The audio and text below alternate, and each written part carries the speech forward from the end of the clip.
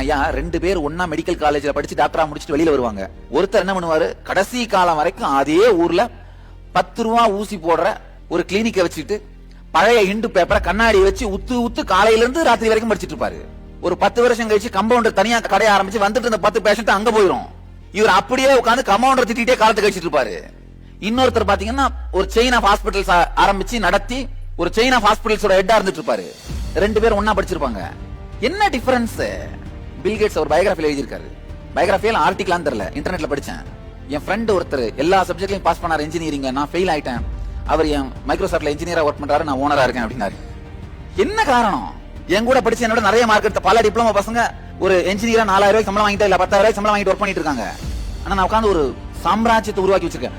எஞ்சனது போக மிஞ்சனதே ஒரு சாம்ராஜ்யம். என்ன காரணம்? சக்தி விரயம் ஆயிட்டு இருக்கிற ஓட்டைங்களை முதல்ல அடைங்கய்யா.